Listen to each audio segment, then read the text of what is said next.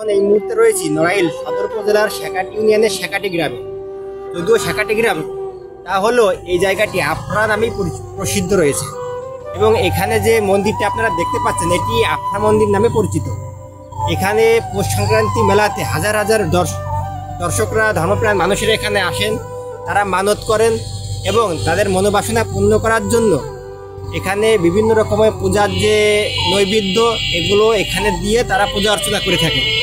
আমরা এই আফরা ঘাট সম্পর্কে জানার জন্য এই অঞ্চলেরই অবসরপ্রাপ্ত সহকারী শিক্ষকের সাথে আমরা কথা বলার চেষ্টা করছি। স্যার, যে এই ঘাটটা জন্য এত প্রসিদ্ধ এবং মানুষ কেন এখানে পুজো করতে আসে, আর এই যে ইটগুলো বাঁধা দেখছি, এই ইটগুলো মানুষ কেন বেঁধে রাখছে?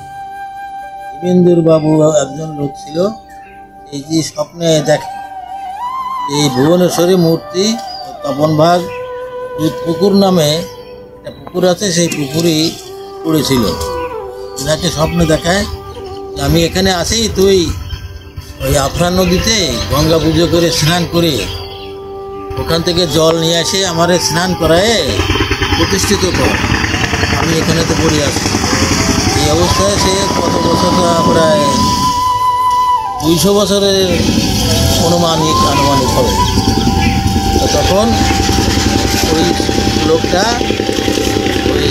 এই জায়গায় যে গাদিদার ছিল বিশ্বেশ্বর রায়চৌধুরী, তাকে জানালি, সে তখন নড়াল জমিদারকে জানায়।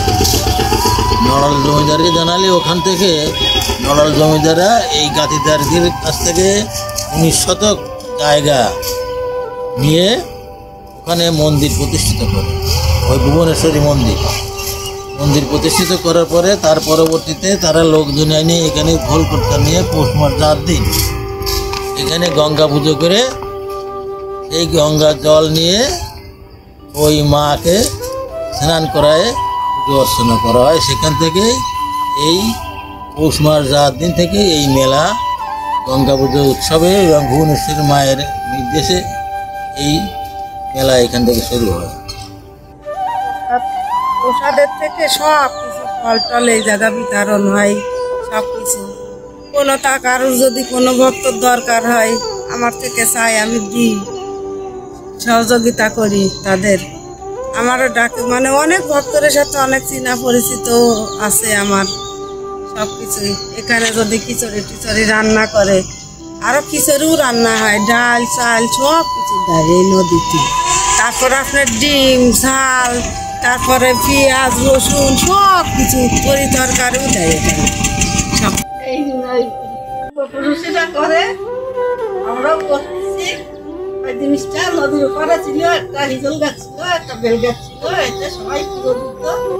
রাজা মানব থাকতে দিয়ে যেত, লবণ কাঠ চিনি বাতাসা সবাই দিয়ে যেত। আর কোনো একটা কারণের জন্য এই পারে নিয়ে আসছে।